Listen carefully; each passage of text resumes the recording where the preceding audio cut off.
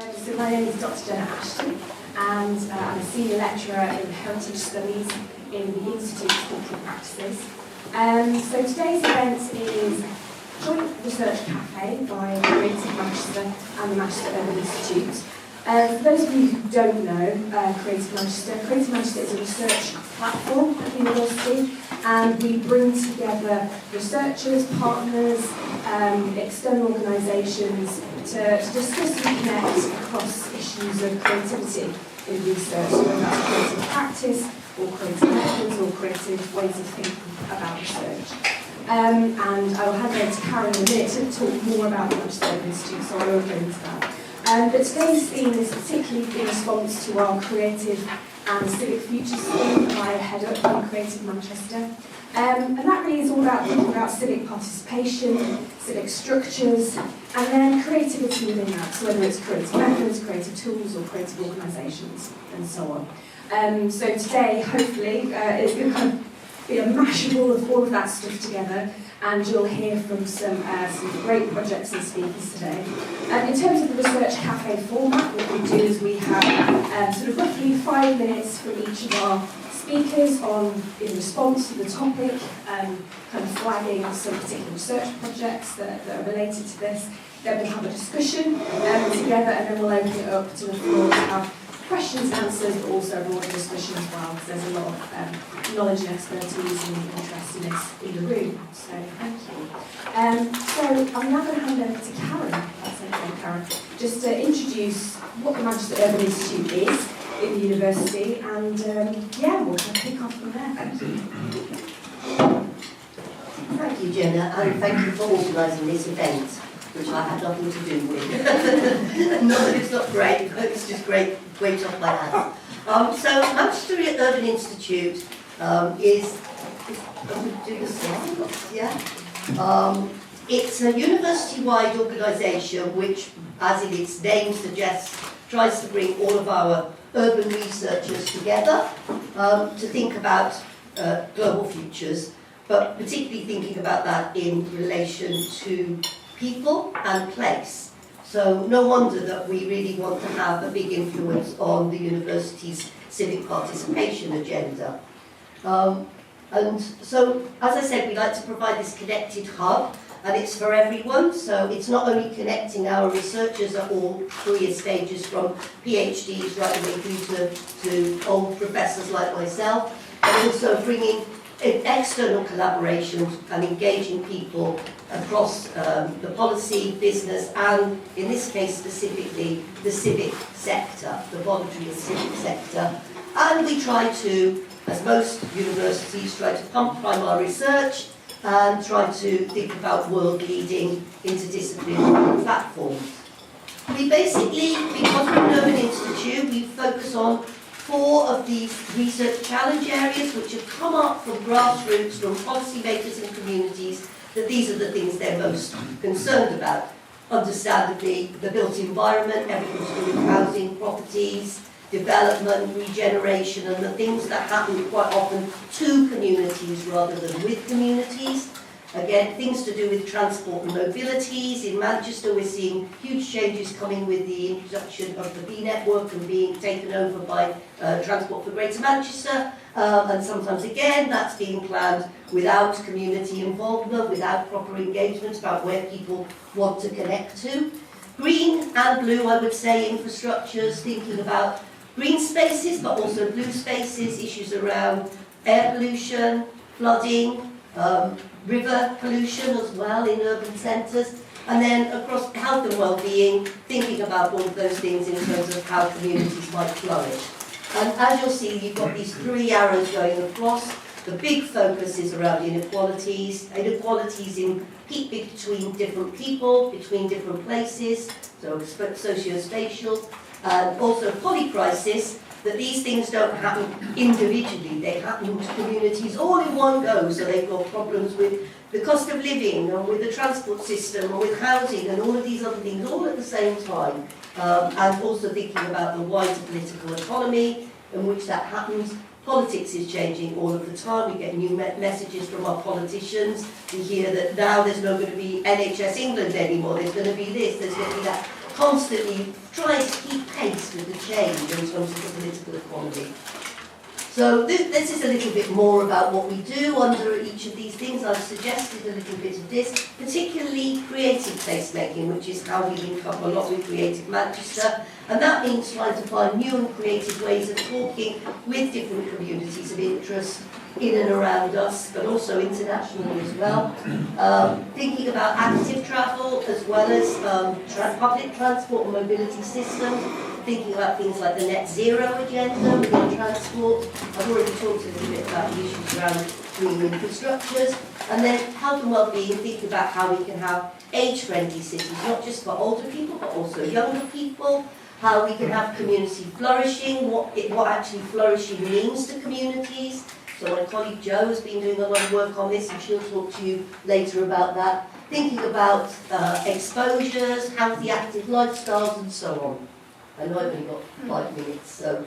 And then I've already talked about these intersectional issues. So across all of those 4 challenge areas, we're always asking, who gets it, who doesn't get it, who wins, who loses, what are the issues, what are the bottom-up concerns in comparison to the top-down concerns of policymakers, and how might that be in terms of markets, affordability, financial systems, what is our labour capital, our social capital to deliver these agendas? Are we resilient? Are we able? Are we capacitated to do this? And what I also want to say, and this is an example of this, is that we don't just work in silos, we're working across these areas. So we're thinking about health and well-being at the same time as we're thinking about transport, at the same time as we're thinking about housing and where people live, at the same time as we think about the new and emerging digital agenda that's coming out of the university. Apparently we're all going to be AI and redundant anyway, so what does it matter anymore? I won't be here, there'll just be a robot here talking to you, and you'll all be robots too, so we'll all understand each other and it will be fine. But to be less flippant about this, there's obviously huge technical issues, socio-technical transitions that are involved around this. So we're all about co-creating research so that we can facilitate connectivity and integration, and that we can think about new ways that connect us, interdisciplinary methods, rather than just thinking about, I'm a social scientist, oh no, I'm an engineer, but actually working across those disciplines to come across new funding opportunities to generate research with and for communities. I think I'll stop there.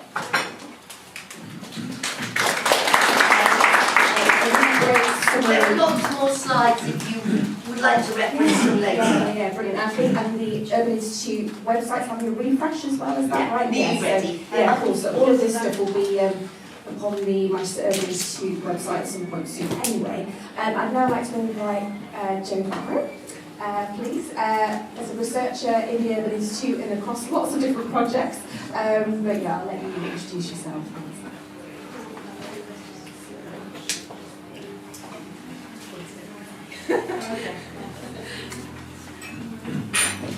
Hi everyone, I'm Joanna Barrow. I'm a researcher at Manchester Urban Institute. Is that working? Sorry, not very good with this sort of thing. I'll make it work then. Technology's not my thing, sorry. What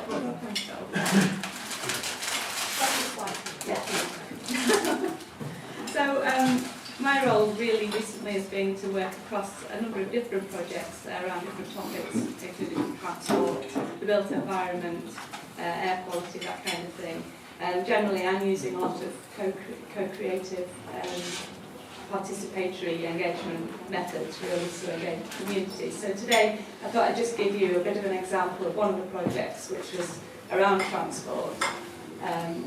So a little bit of background. So we were working in Wigan, Oldham and Rochdale in the context of the new bus network. So the Greater Manchester Authority took over public control of all bus networks in 2023 with a view to developing a new publicly owned service, the B network, which I'm sure most of you are familiar with. And we took on this piece of work to try and help inform development of the B network with a focus on transport-related social exclusion. So basically, a lot of public transport was inadequate really across Greater Manchester, especially in the most deprived areas, making so people basically, many people are unable to access this essential services that they need, and in not doing so, this compromises their lifestyle and impacts on their quality of life. So we undertook this piece of work to try and see if we could reach out to those people who are most likely affected and see if we can, show how we might get the information necessary to improve the system for them. So we used this piece of analysis. Can you go back one, Dennis, on the map? This piece of work here, so Transport for the North have done an analysis, and this is across Greater Manchester. So they basically have used Department for Transport journey time statistics around 4 domains of environment, education, healthcare and key services in collaboration, or in combination, sorry I should say, with data from the indices of multiple deprivation, and they've managed to categorise the hotspots where people are most likely to be affected by transport-related social exclusion. So you can see on the map the dark red areas are the most affected, and hence that's why we chose Wigan. You can see there Wigan and Hindley within the Wigan borough as our target area for this study. Next, please. So the object was to try and get to a diverse sample of people most likely affected by transport-related social exclusion. I'm going to go do the slide because I can't see my slides there. So, we approached it in the regular way that you would a focus group by doing site visits and getting to know the local area. But in terms of trying to get a better spread of sample, we tried to be more creative, and first in the way that we recruited our participants.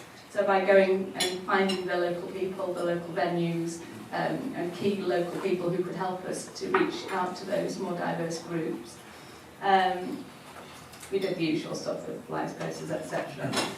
But we were particularly, in this case, looking for the elderly, parents of young children, and people on low income. That's not to say that they're the only people affected. Obviously, people with disabilities, and there are other people who are young people. Lots of people are affected by this issue.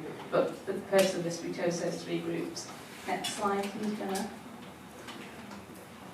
So, skip on through this. So we used 2 local venues, and we chose different times of day to suit different people to make it more likely for them to be able to come. And then we started off with some different participatory engagement methods. So one that we quite often use is this mapping exercise, where people get to draw their regular journeys around the place according to these different coloured pens for walking, cycling, car, bus.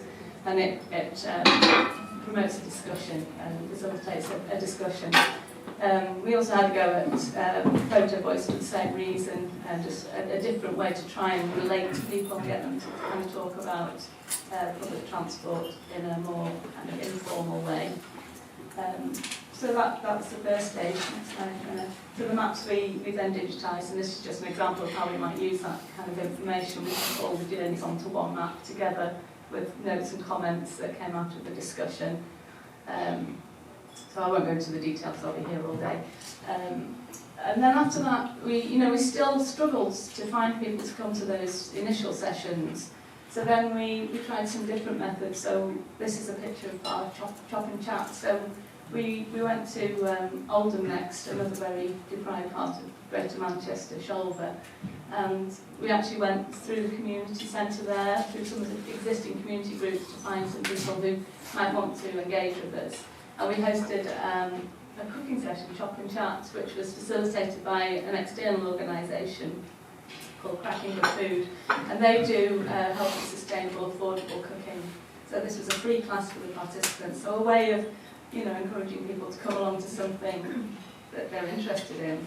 And on the side, whilst we're cooking, shopping, eating, we're talking about public transport together, and it's a kind of non-threatening, hopefully non-threatening environment. And we did find that very successful. Next slide, please, Jenna. And then we were very, we noticed the gaps in our samples. Who is it we're not getting coming to some of our sessions?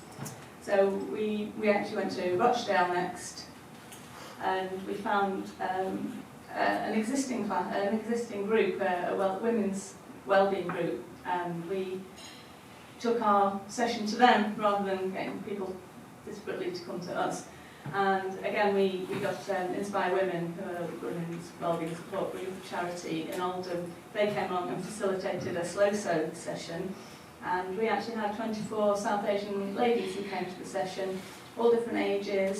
Some of the older ladies didn't speak very good English, but we had translators, and everyone was able to participate, and it was fantastic. Thought it was really successful. So we came up with some sort of reflections, recommendations that we're now able to feed into Transport for Greater Manchester's development of the fee network. I think I'll stop there, Jenna, if that's okay? Yeah. Don't want to take up too much time.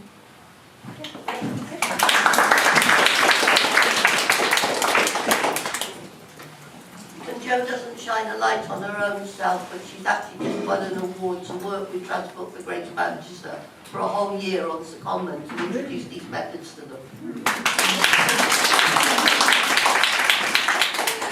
Brilliant. So handing over to Jo Rivetts now. Thanks.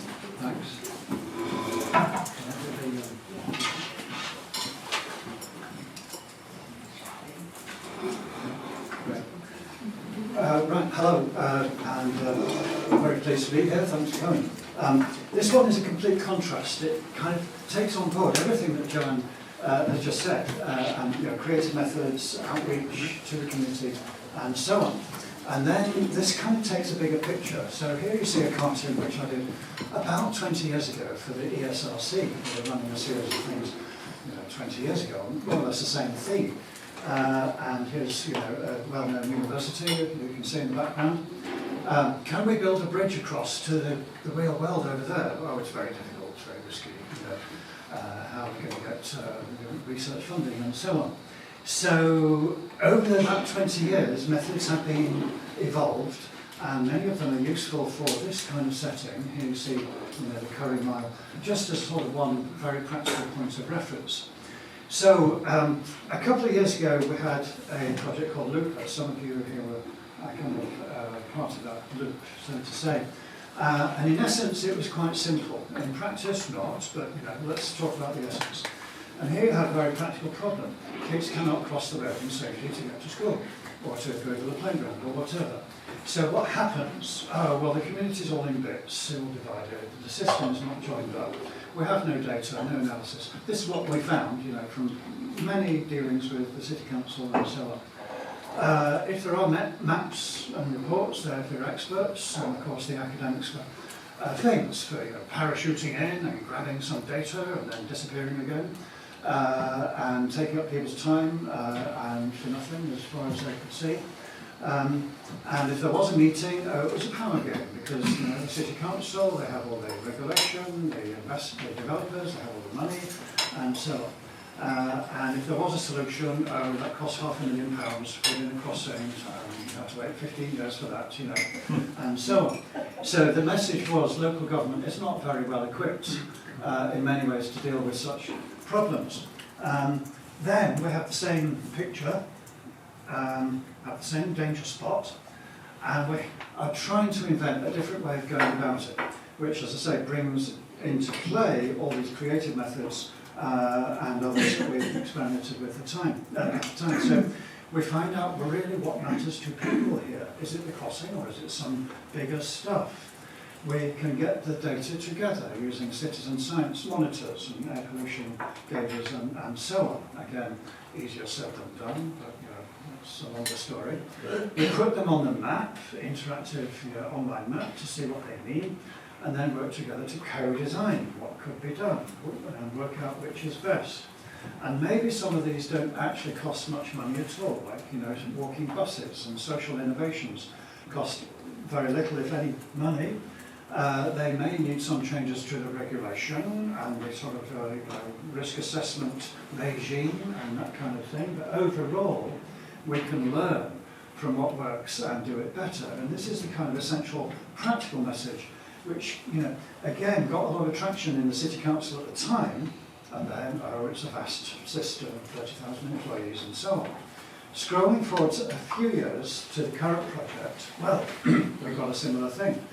we're dealing with a silo city. And I'm sure everyone here is very familiar. You know, the police, the NHS, the city council, the university, all in different silos, all very huge and complex. Citizen communities are out of the loop, so to say, and the many countless stakeholders out there, well, there's no particular way in which they can coordinate and generate synergy and so on. So what we're really aiming for in the current project local-wise is they've joined up city and getting more analytical. It's got vertical linkages, horizontal linkages between, lateral linkages to all the stakeholders, and citizen linkages, perhaps the most important. In the middle, we've got this device called the team around the neighbourhood. This is the unit I'm working with. And their job is to join everything up, but it's extremely difficult. So we're trying to help in that process, in this sort of action research programme. And again, you see the same graphic coming up in the citizen bubble down there. Just to explain that in a moment, well, where are we going, firstly, with this? Well, neighbourhoods for people, not just for profits and for security, and so on. And here you see the neighbourhood where everyone is a stranger, the school is like a prison, heavy traffic, noisy pollution, and so on. And here you see the opposite model with multifunctional land uses, renewal, human scale, etc., etc. Everyone is welcome. We build the social solidarity, or well, we don't build it, we enable it to flourish as and where it can. So that's the sort of bigger picture. Where are we going with this? Over the 20 years since the ESRC project, we've evolved a method, bit by bit, but it works in many different places, projects, sectors, and so on. First, we look at the problem, we use systems thinking and mapping. Then we look at forward, to look at the future. We include visual thinking and other means like cooking or selling or whatever works, really. I'm particularly, I do visual thinking myself. And then most important, we look for the synergies. What can be done? What are the transformational enabling actions? And then how to do it. And all that can go around in a circle. We always have to talk about practical stuff, what time is lunch and so on. But also we talk about what is the overall aim here. Is it to fix a particular problem, or is it to look for the possibility of transformation? And of course, usually it's both, but it's good to be clear about which is which. This then leads into a bigger picture. This is a graphic from my book, which envisages the possibility that Greater Manchester, for one, can be a collective urban intelligence. And if that is the case, how would we go about unlocking it or enabling it? So these are many items on the agenda and many kinds of spaces, experimental spaces, innovation spaces, milestones, keystones, and so on. Not to go into the detail here, but basically to say there's a bigger picture going on. I think in all of this civic engagement, all of this action, community-based research and so on, the bigger picture is to say, yeah, we're trying to improve and indeed transform the connectivity and solidarity and cohesion of society. And that is how the research fits in to, let's say, an action or transformation agenda. And then just very briefly, this is work in progress, so do not, share it around on social media, etc., etc. But this is where we're going, roughly. And we say, okay, if there was to be a platform doing this kind of civic engagement, not just as an passive sense, but as an active, transformational sense, where the university can play a really active part in the collective intelligence of Greater Manchester, for one, what could be done, and so on. And this is then, okay, we start with the civic engagement outreach work, we move to the connections with teaching and student experience, and connections with the community, with employers, and so on. And then we look to the internal connections between research and teaching. We draw on a model such as the Living Lab, University Living Laboratory, .com, and similar things to say, yeah, there are connections, there are possibilities. If we just sort of bend our rules a bit, then we can actually unlock a whole new field of potential. And then that enables to say, okay, we go out, we talk to everybody in the city region. Well, everybody wants to talk. So, okay, what's your agenda? What's your research needs? How can we help? How can we work together and co-create new forms of knowledge which actually relate to both sides? And somebody mentioned net zero, something I've worked on for many years. Well, net zero, as we all know, is not just a technical fixing that problem. It's actually involves economics, politics, culture, psychology, technology, environment, mythology even, storytelling, kids in schools, and so on and so on. So how to put that together? I think we should, and we can. Anyway, so at the centre of this particular map, we've got the Civic Futures Forums and Strategic Agenda Co-Creation. So that's all I need to say really. This is the source, and it's now available in Vietnamese, and Chinese coming shortly. So we're trying. Yeah, thank you very much.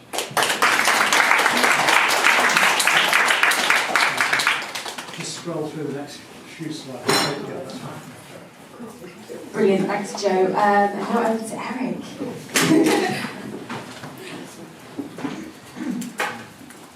I just have one picture.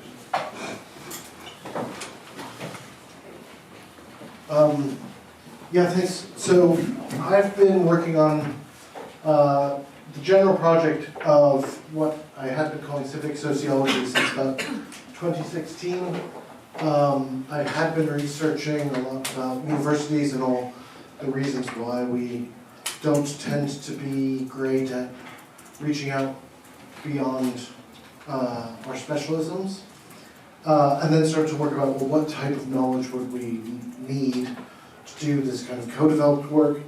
And I particularly became interested in what you would call like left behind places that don't really have universities. Over time that's led to me doing quite a lot of work in Stockport. I've been developing the project for about 3 years, and we've started actively working in the town for really just about 1 year. So the initial project was inspired. Originally, I was in touch with the local council who wanted to become, like every town council, the next Silicon Valley. That's what every town apparently wants to do. And they have £1.5 million to do that.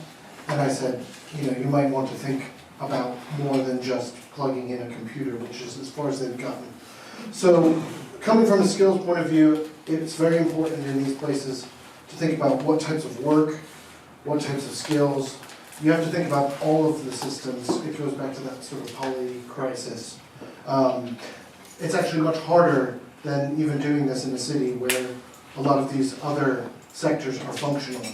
When you have a place that's been left behind for quite a while, you sort of have to do everything. And one of the main assets that Stockport had, and still has, is space. So the downtown Lord Street is at 25 to 30% vacant. This particular arcade, which after realizing the council wasn't really going anywhere, the Business Improvement District asked us to do a consultancy report on how to reactivate this arcade for mixed use, educational purposes, business purposes, anything we could think of. And that arcade was 50% vacant.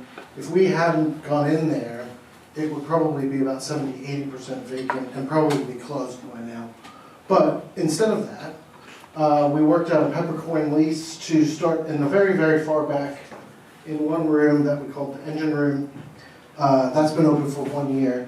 In that time, we've now taken over this entire side of the arcade full of at least 40 members working on creative industries. They're running regular workshops. We're working with kids who are being homeschooled on how to learn heritage drawing skills.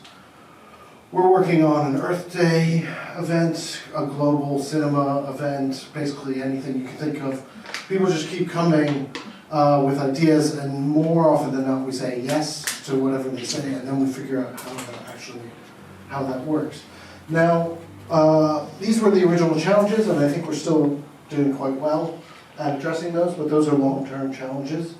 In terms of the loss of heritage, one of the biggest things that's come out of this is 2 doors down is a conservation builder who's I've been talking to for quite a while about hybrid vocational and academic institution to to start training people in conservation skills in order to repair old buildings. 20% of the housing and building stock in this country is pre-1900, and 1% of the skills in construction cover those things. So he, in the course of this conversation, he sort of said, well, let's just do it here, and it really makes sense for us to buy the whole arcade for us to do that. So I'll just arrange that. And these are the people that. So within a week or so, we worked out that apparently we're taking on the whole arcade, and we're now doing the whole thing as a community and educational venture, and it just kind of is snowballing at this point. Now, what I probably was supposed to talk about today was the theory behind all of this, which is captured in the civic ecologies and social generativity. Essentially, the idea is that any place has some different configuration of these different sectors, each of which is following their own logic.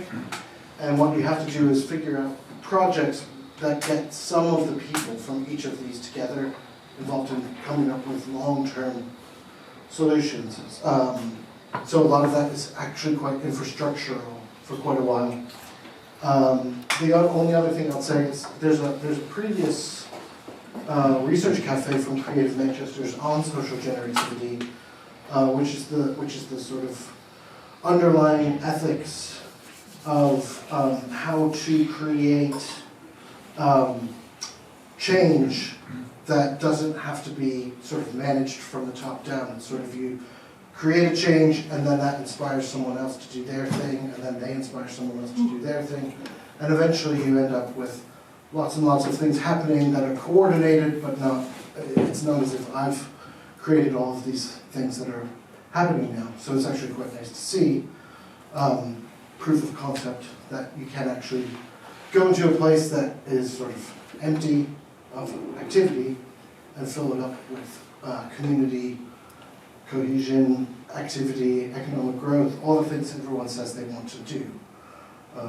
It's actually possible, but now I'm just writing down the sort of method after the fact. I didn't have one at the time.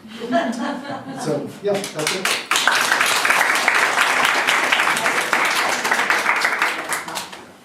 Oh, yeah, I've got a video somewhere. Thank you, Eric. That's great. Can I invite all of our speakers back up to sit on chairs?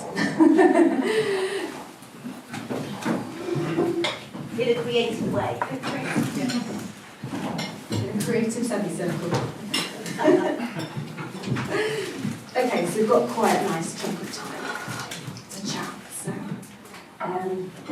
okay, so I'm just going to sort of pull out some points that I've just jotted down from each of that. So yes, in terms of Joe B's work, so using creative practices and methods with people for uplifting different kinds of quiet knowledge, let's say, so like, quiet knowledge and experiences in place.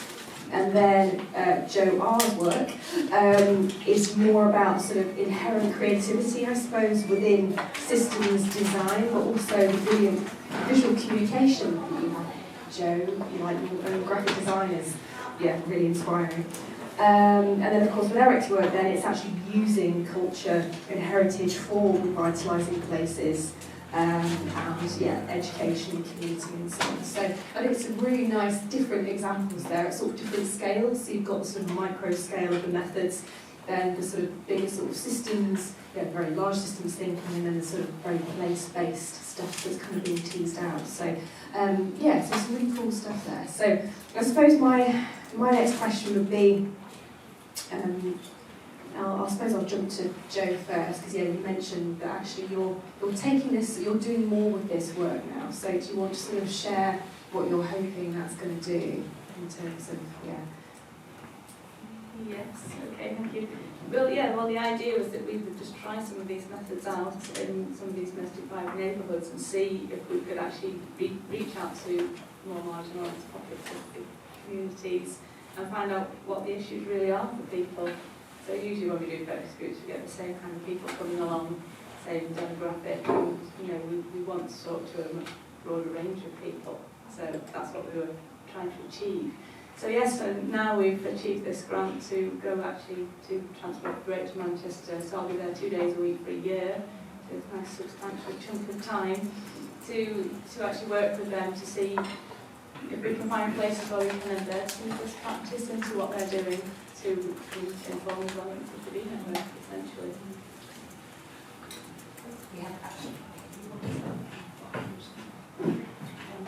So when you say sort of trying to embed some of these methods, so what were their responses then first in terms of the kind of creative methods approach? What was their reaction initially? Well, I think the thing is that we think that they don't know how to do this. And I think they can't afford to do this. They pay consultancies to do this kind of work, which isn't the way that we think it should be done. It's not deep enough, it's not far-reaching enough. And I think we've been able to show them actually it is feasible, and maybe we can.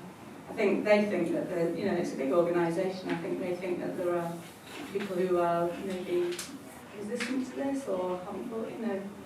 I think their idea is that we try and infiltrate, if you like, and get to talk to those people. I mean, the way I'm going to approach it really is to have a look at how things are going currently.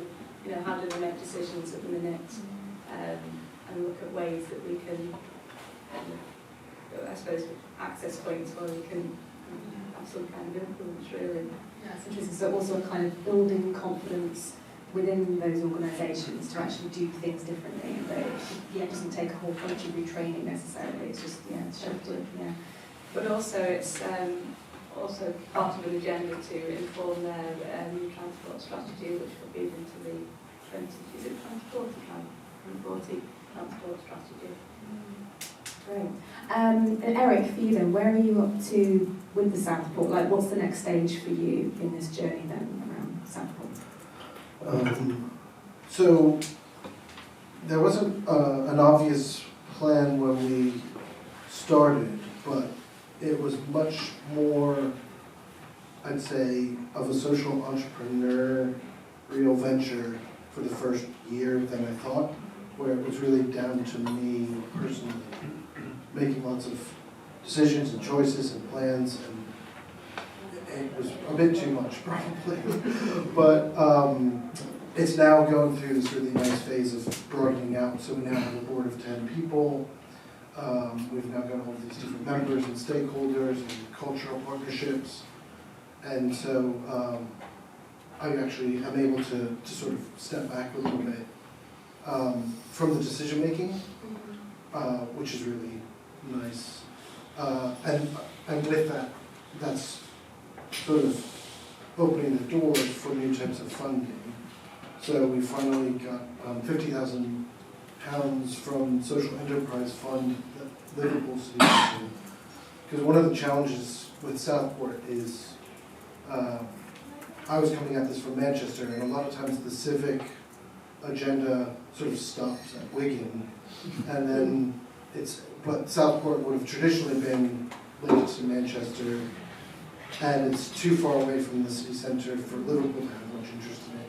So it's one of the places that I mapped in advance as a kind of higher education dead zone, where as the universities have developed these civic university networks or agreements or jurisdictions, there are still pockets across the country that are not in anyone's jurisdiction.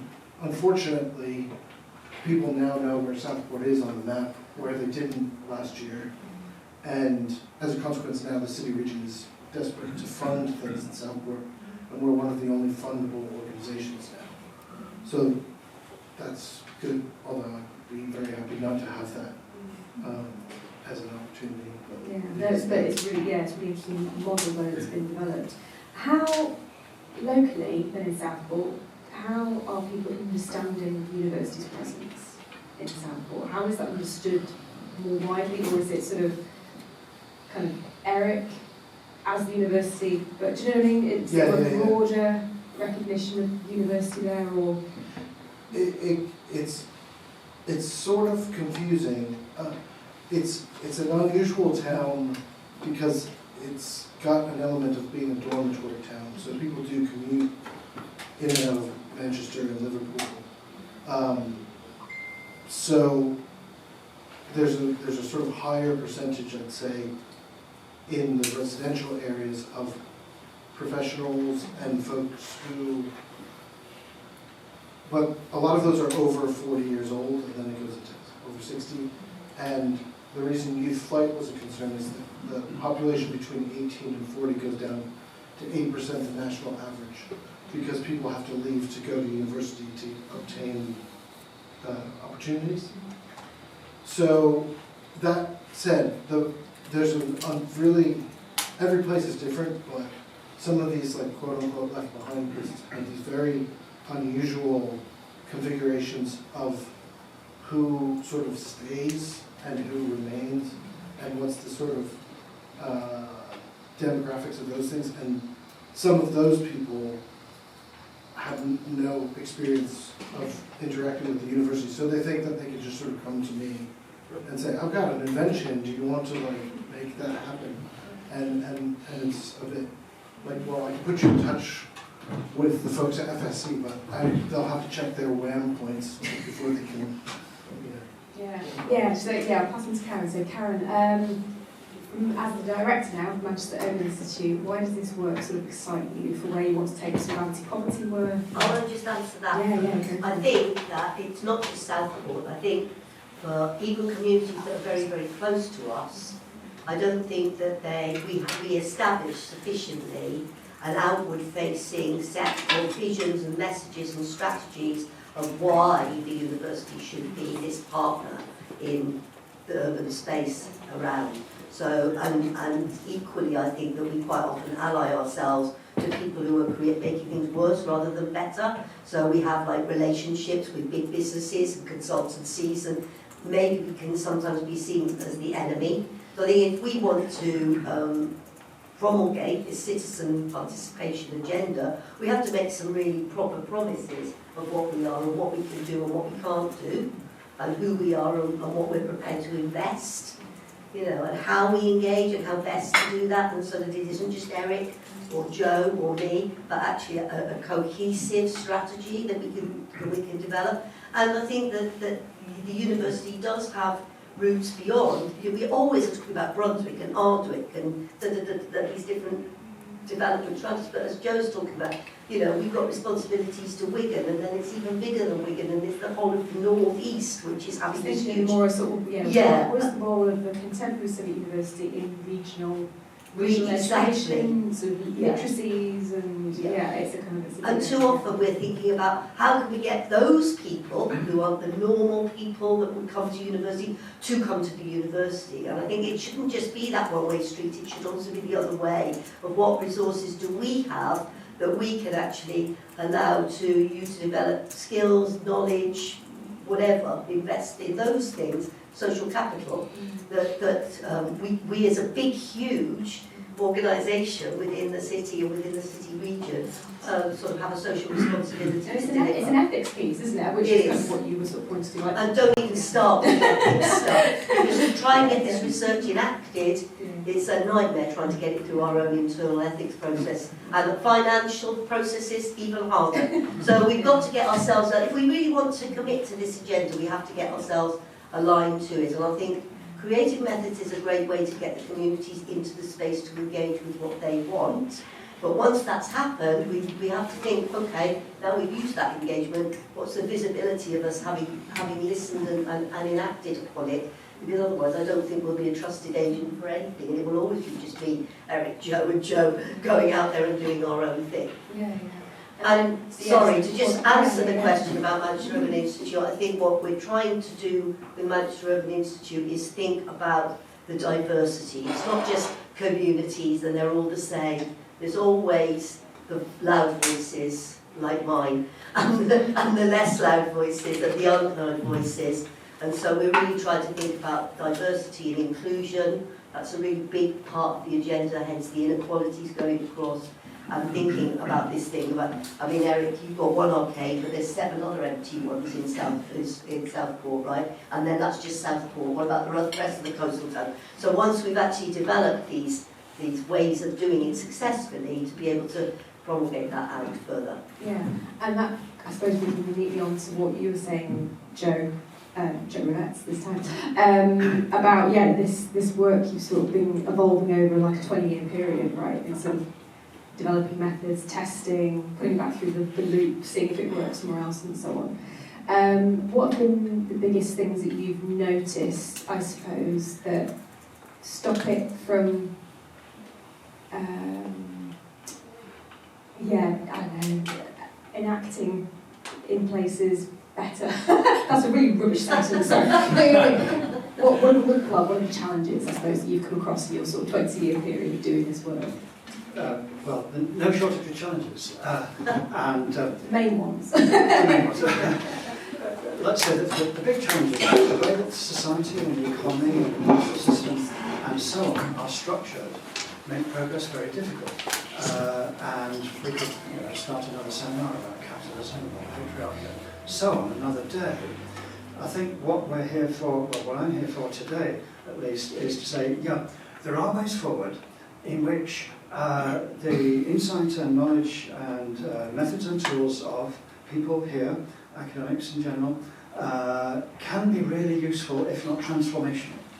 And let's say we're not here, well, UOM is not here to cause a social revolution or a political program as such. However, if there are things out there that we see as opportunities, challenges lead to opportunities to find ways around those challenges, then it's part of what we do to say, we think there's a way forward. So you can see in my little example, this project called Local Minds, for example, we're not only looking at the lived experience of all these different stakeholders, we're then trying to draw a bigger system map to say, well, okay, these people are not really communicating with those people. I wonder if there's a way. Let's map it out and test it and talk about it and run a workshop or whatever it takes to explore and to enable and to actualise those ways forward. And for me, this is the real kind of civic engagement or civic futures, whatever you call it, which is not only being nice to everybody, but actually, well, that's important too. But finding real ways forward. And I think the work in Stockport, for example, fantastic example, which I can see all over the world. Actually, there are peripheral communities left behind, declining, remote areas, and so on, all facing a similar kind of structural issue, which is we used to be great and now we're not. How do we invent ourselves? And of course, that easily turns hostile and toxic even. It would make America great again. Paul, does any Trump there? Does any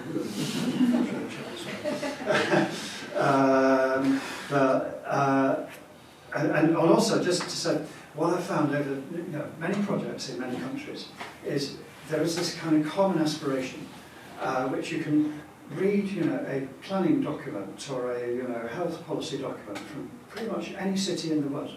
They're all basically saying the same thing. We want to do it better. We want to involve everybody. We want to, more social justice and so on and so on. So it's easy to say these things. Then you get to the kind of action bit. Okay, so does that mean we increase the density, of the city, and what happens to green space? Does it mean we tax business in order to pay, welfare? Very political, very tricky. and not very creative. And exactly, thank you. Not that creative, because it's a sort of, zero sum, either or. So we look for the both and, you might say. This is where the transformational insights start to kick in. And I'm hoping that, I know that many of the methods that we put on the table just today can be transformational if used in the right way. And I think what I'm arguing most of all is to say, let's not just stop there. It's great to do a focus group or cooking class with people out there somewhere, and then what? What do they do with that sort of bit of empowerment that they might have got, a bit of social cohesion? What do we do with that extra bit of knowledge and insight into how they tick and so on? And that's then the vital next step, the co-production or co-creation, as some people say. We can work together on this, and it's an open book. It does not fit in very well with the academic system. as Karen was saying. The funding deadline, oh, you have to spend the money by July. Oh, not again, you know. And oh, you have to get a paper out of it, you know, and so on before, you know, the end of the year. This really does not help in building the long-term relationships and strategic outlook, which I think we're all looking for. I think also, you see so often, it doesn't matter whether it's a policy strategy or a university research strategy or a social enterprise strategy, you see the strategy, and then if you go try and look at the local implementation plan and what that actual implementation plan means, and then by the time you've got to that implementation stage, there's a new strategy coming out. And that's so much around, you know, you have to think about, so local authorities keep having to change, move the goalposts because the politics changes. So we move from a Conservative government into a Labour government, and then we think we know what a Labour government looks like, and then a Labour government suddenly becomes about cutting public services as well, and then you do wonder where you're going, you know. But nevertheless, what you have is a sort of set of, so that local authority has got a vision, a strategy, and a set of delivery objectives or whatever, but they never get delivered because there's either an austerity crisis, a cost of living crisis, and so I think we have to get better at devising, recognising that it's long term, and devising things that people can sort of really sign up to and hand on from generation to generation in the longer term, so that you've got this resilience built in to the system, because things are constantly changing, and if you try to constantly grasp them like this, you're always going to be the loser. Yeah. So I think it's like, yeah, use those people, get everyone in, let's all talk about what we want, and then let's keep on doing that regardless of what goes on around the outside. I think that's a really, really brilliant point. I mean, some of the best work that I've seen in Manchester has been where a community development organisation, in particular called CLASS, some people might know it, they are brilliant at working with residents and communities to support them to develop their long-term vision. And so whatever is going on around them in terms of the political situation, other strategies that are impacting them, that's the vision that pulls through the long term. And then residents are supported to develop their skills and knowledge in order to enact that, in order to be able to do that. And that is very much a kind of absolutely, totally solid grassroots approach to doing this kind of work, that then pulls in, like you say, expertise from the university or from other organisations. It works with the local council, but at the centre is actually the residents' vision, and it's kind of that's what holds it. And ownership as well. Ownership, yeah, exactly. Because I think then not just ownership of the vision, but financial ownership. So one of the things we're working with at the moment is we've used a participative approach with communities and lots of creative approaches to come up with community-owned energy trusts. You can have community-owned land trusts, you can have community, and if you actually own the purse strings and you own the power, and so what we actually have to think about, I think that's perhaps what's difficult for the university, is it wants to be the power leader, and we are saying, no, transfer, devolve the power, we'd like to find new ways, new research that shows us ways that we can devolve that responsibility onto communities, not because we want them to be burdened with that, but because we recognise that that is one of the few ways that they can sort of get themselves back in the ring and fight their own causes. Yeah, that community savings, again, is something that CLASS lead on. And yeah, just from a kind of, I suppose, a heritage, arts and culture perspective, it's a similar challenge with our cultural civic organisations that also have to centre themselves to justify their existence. And so it's the kind of please come to us as opposed to let's devolve that power. And so it's complex. I think our model, what Joe said as well, was like, here you go, you talk about this, and then we will see how we might be able to help you and contribute to, rather than here's what we've got, now you use it. Yeah, that's probably the best summary actually. On that note, we'll kind of open it up to the floor now, so I'm sure there's lots of different expertise and just to acknowledge as well, obviously this is a tiny sliver of work, of stuff working in this space. We give you a whole conference for this, so just. Hi, excuse me, Carl, I'm from the Institute of Education. I know quite a few people in the panel and the work they're doing. And it's a kind of world that I'm very involved in myself in terms of my research and my teaching and work that Jennifer's been involved in. I'm trying to understand, and I'm trying to understand at the moment particularly, and there's two things here. There's something around funding that's been spoken of, and there's something about language. So the language thing, I'm really finding attention insofar as the university is very quick to shout around the civic partnership model. And when we talk civic, let's be clear, we're talking public. So what we mean by civic, we mean public. We mean public partnership and public spaces, the public realm. Yet we live in a time where the public has never been so diminished,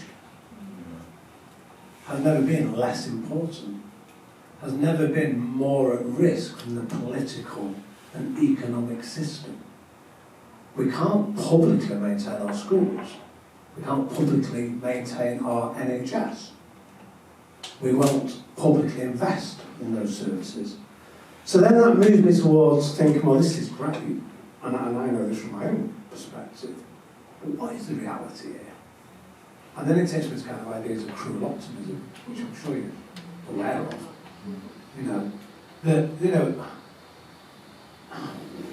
I don't have the words, I don't know, there's something here I think that we need to be really careful of, that we don't seem to become another totemic, metropolitan, liberal group of people trying to make places better for a certain group of people in certain places that, whether we like it or not, does not reflect the realities of place. And I've been speaking a lot about this in Manchester City Council, around, you know, what do you think Manchester actually is as a city, politically and economically? You know, you do realise that as a city, Manchester has really big swathes of very, very strong right-wing movements. But we don't talk about that. It's taboo. We can't talk about that. And so I think that's really, really important, because if we're going to build on these things, we've got to understand that. Because if we don't understand that, we will become another part of the dismantling of the public in order to benefit the private. And your question was? My question is, I suppose, is, you know, which would be, I guess, a question you would raise, which is, you know, how do we manage this in these times? You know, where is the balance between true optimism? You know, where is the line here between representing a diversity of communities that are often asking for things or saying things that many of us in this room find really problematic? There's a reality to that. I'll jump in. Well, in one or two of our projects, we've now identified what we call BBW, the Big Bad World Effect, which is now exacerbated in events in the last couple of months, as we all know. You know, Europe is now on the defensive, you know, worldwide, and indeed not just politically, but our value system, our democracy, and so on the defensive, as you rightly say. So, well, there's two ways to go about it. One is to say, oh, we're university people, we just take the overview, you know, and we'll study right-wing movements if we need to, we'll go on with left-wing movements, why not? And the other way is to say, well, no, we are agents of change and we have ethical values as humans, and we'll jump in there and you know, try to look for the transformational change, as I was saying earlier. And just one example, colleagues of mine went to Republican states in the USA a few years ago to talk about climate change with climate change deniers, MAGA people, you know, with a house full of guns and so on. And they nearly failed, and then just on the last day of their program, they found some human connection in terms of the children that were running around this community that had been decimated by opioid addiction, peripheral left-behind community. The same thing. Now, that's just one example that is to say, oh, okay, so in every kind of oppositional, you know, political conflict or political difference, there is usually, sooner or later, some kind of human thread that can join us together. Now, that sounds very high-minded. Where that comes back into, you know, how we see, and I think, you know, say we in this case, the Institute in general, how we see, you know, the opportunity there, and how work like this either inside the Institute or around the Institute, and people in this room, great, creative network and so on, is to say, we have moved on, or we are moving on a long way from the old idea of academic knowledge as being something in a journal and look it up, in the library, which is, and so on, towards a knowledge co-production, which is, we have a lot to learn from them, they have something to learn from us maybe, together that combined co-produced knowledge is something that then can be linking, it's not necessarily a political program. It does not necessarily say, tax business and water benefits. We leave that, for the day. It's more to say, do you know what? Business could do better, and people on welfare could do a lot better. Just, and if they work together, there's even more opportunity. That's the kind of game that I think we're. I was going to say something, but I also conscious Joe's not responded too much. Do you mind me jumping in on this point? Well, I think actually the background from a theory point of view that I use is processual sociology, and it really simplifies a lot of this, which is to say social change is happening all of the time, and we have nothing to do with it. The state of society is changing constantly, and the thing you need to explain is stability. So stability is why are people continuing to go through the motions when they know that all of these systems are dysfunctional. That's the thing that you need to understand. And in general, it comes down to things like habits and lack of hope and lack of understanding how these things work and past experiences of trying to do something positive and getting knocked back and giving up. And so if the university is coming in saying, we are going to make this social change, there's some sense in which maybe that's true, but a lot of people have had past experiences and will say, yeah, I believe it when I see it, just like they say to the council. It's something that has been promised before, maybe not by the person coming to give this latest version, but people may be skeptical for reasons that need to be understood before they can be overcome. And I think that's something that as a university, if we thought more strategically about what are the things that we want to achieve, and those could be these kind of general strategic aims that we have, whether it's creativity or sustainability or whatever it is, I think we'd get a lot further if we sort of were conscientious about how we did those types of engagements, rather than just sort of saying, everyone go for it, apply for this bits of funding here and there, and kind of scattershot. There's ways that we could do this more strategically if we actually thought about the way that these things play out. So I mean, pass to Joe and we'll open up against the floor. So this idea of intentionality, actually I really like the being intentional in what we're doing. But do you want to... Can I just quickly say though, I mean we're taking a lot of time to answer that, but it's really an important point. I think I've learned a lot from my experiences of working with communities in low-income, marginalised countries around the world. And what I'm seeing there, in the best sense, is where universities are the public. So there isn't a policy making, there's nothing going on in that, there's no taxing, there's no public funds, there's no welfare, there's no social structures there whatsoever. But the university starts behaving as the public. And one of the examples of that that's happening really, really well is Makerere in Uganda. Uganda is a totalitarian state, right? It's not great politically and all the rest of it, but that university is acting as an urban hub. The urban lab there is quite amazing. And I think that we could actually, I know this sounds crazy and it's not patronising, we could actually be learning something where that public sector does not exist. And all there is community action. And maybe the university can then help to reinforce and grow and build a capacity for that community action and well-being.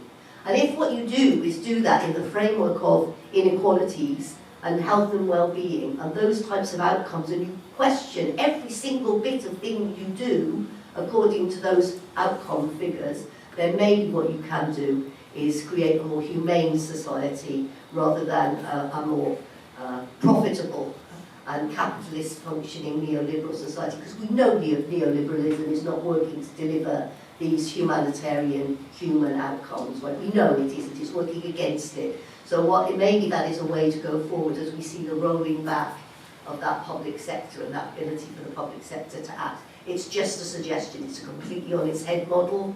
I do want social revolution, sorry, Joe. But I think that's how the university could act. I think you know that. I'm not sure how university knows. No, it doesn't. I'm having all sorts of fights with the vice president at the moment. But Joe, you can talk about. We should also take other questions. Just one really quick point, just to say, for me, the work that we do with the communities is about empowerment and collaboration. It's about helping people to have a voice, and Karen just referred to the North Manchester project. So we worked we've been working 2 years now with the same community residents in Collyhurst in the context of the new housing regeneration. And at the end of it, one lady just said, what they've got out of it. She said, it's made us realise we've got a voice, and they actually went out on the street and protested because they felt that they could. And that sums up really what we're aiming for, really. Yeah. Any other questions in the room? The lady, yeah. I think this one over here had his hand up at the beginning. We should go to you first and then to Julian, is that okay? Yeah. Yeah. Okay. So, on the spot.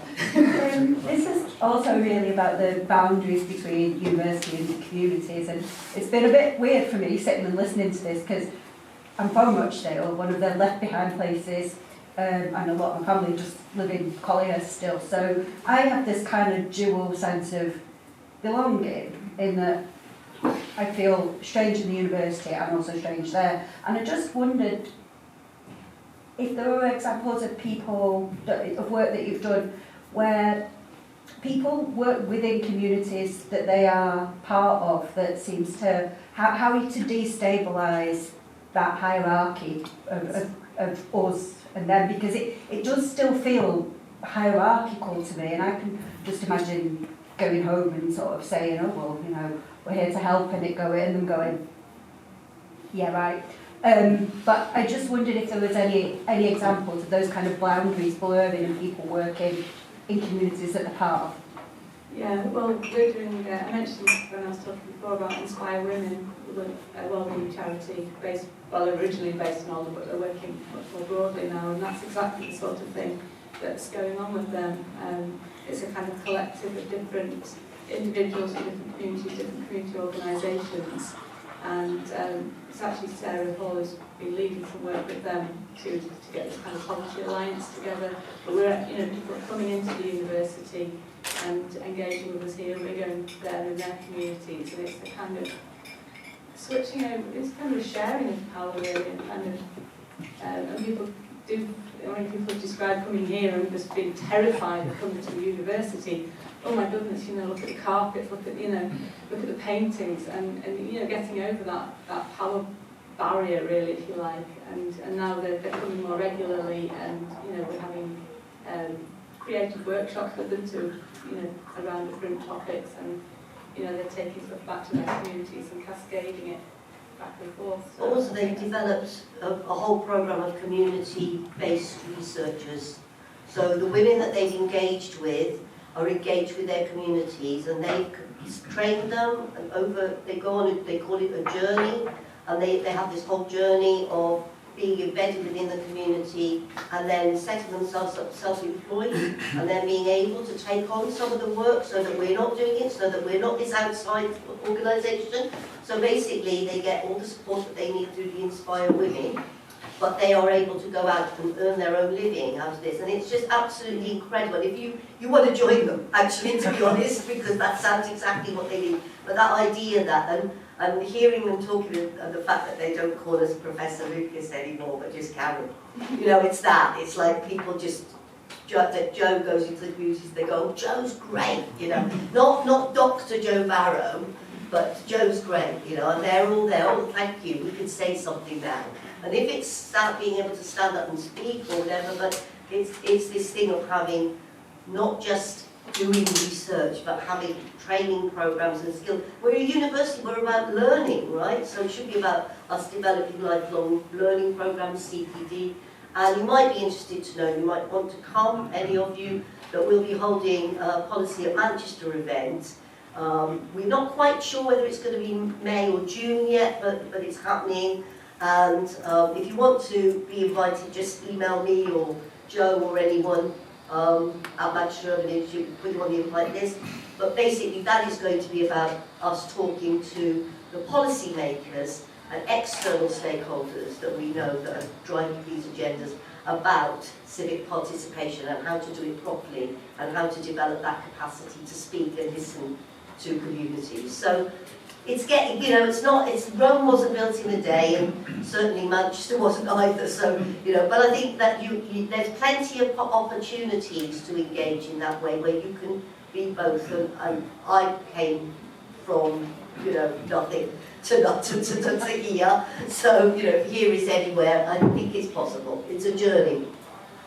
Yeah, just to add really briefly onto that, I think researchers' own relationships to place can be complicated, especially with complex backgrounds, and we won't go into details, but also the precarious nature of research associates as well, and you know, the fact that, you know, like Joe, you're on constant rolling contracts, aren't you? But a lot of people will have temporary contracts working on projects, and I think that is a challenge as well in terms of building those relationships.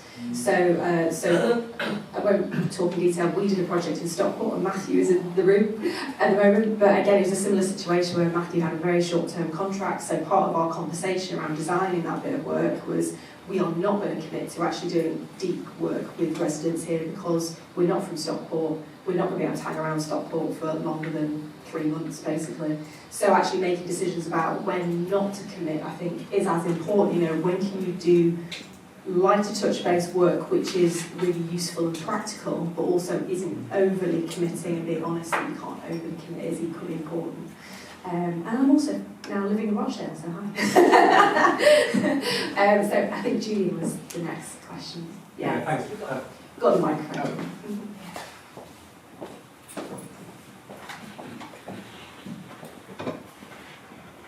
Thanks. I wanted to Julian Stone, Director of Social Responsibility. I wanted to pick up on a really good point I thought that Karen made at the end of the beginning of this, where you talked about the types of funding that we have in universities and how that can militate against those kind of important long-term partnerships. I think there's a real opportunity in this time in the university with a new president, opportunity to shape a new strategy to really think about this, because we talk a lot about the university. I think colleagues from the Urban Institute, you're as much part of the university with your particular methodologies as anybody else, and you should fight for the important principles that you believe in. And that's as much part of the University of Manchester as some of the styles of research that maybe you're not so keen on. And when we've listened to communities as part of the strategy development, we've done a lot of listening. They tell us quite familiar things that we're all aware of. They talk about us as a landowner, and an employer, and as someone that admits students of particular backgrounds or not. They'll say some of those familiar things.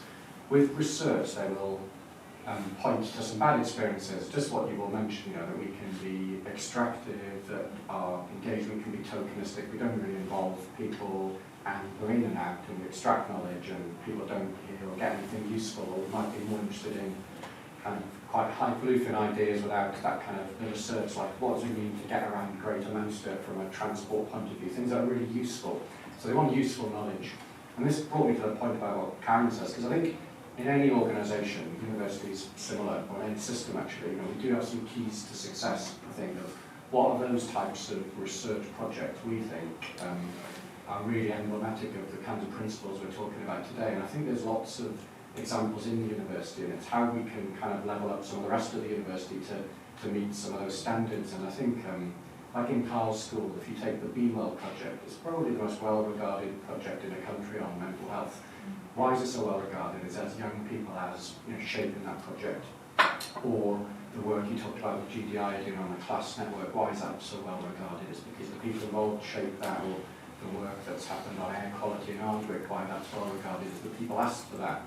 And you made that point, Karen, I think it's really important. How can we be better at, instead of going in with agendas, of course we've got predetermined expertise in the university, but how can we get funding to listen and to work with communities in a more structured way that doesn't conform to the kind of, you've got to get a bid, or spend the money, as Joe says, by next July. How can we get that more kind of scientific, collaborative approach? And Liz Richardson in politics is leading nationally now on a really important piece of work with some other universities on co-production and what some of the challenges, some of the work that Laura Green's done recently, I think points to both the problems, but also those amazing pieces of research we have, which need to become much more common in the future. How can we elevate the institution around some of those really amazing projects that we do have, which we know are much more well regarded and are much more likely to produce the kind of useful knowledge we need in our communities? So I just wonder, if we had a blank piece of paper, and I know we're going to be doing something similar soon, aren't we, about this, how can we use some of those keys to success pieces of research we've got to normalise that into some of our structures? And I think the Urban Institute or a potential platform in the future could really help put some rockets under that, really, because I think we've got a lot of the knowledge already.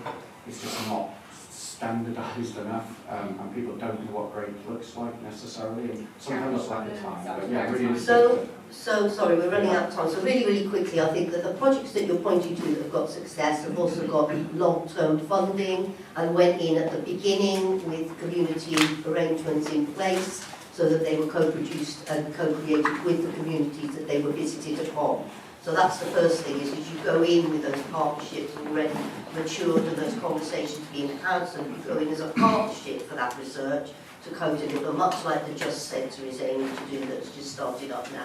So you go there, they've got like 35 partners, and a large percentage of those are community-based organisations with very good figures in long term. So it's a lot about that long term thing. And I think that you can't do the long term, and Eric said that, if what you've got is funds to do this stuff that go year to year, a little bit here, and also that are £2,000 here, £2,000 there, and then scattered across the university. So every department, every school has got scattered impact acceleration funding, scattered social responsibility funding, scattered this. They've all got a little bit of this, a little bit of that. Oh, you can do a project and it could be £2,000. But it's like this stuff doesn't work like that. And it's like the funding call goes out in April, you get the money awarded in June, and it's going to be spent by July. You know, it's just crazy stuff, right? And in fact, it's going to be spent by June anyway, because the finance department tells us we've got to get all our expenses in by June, and even though the end of year is July. So what we've got to do is sit there and really think to ourselves, okay, how much money do we actually put into all of this stuff?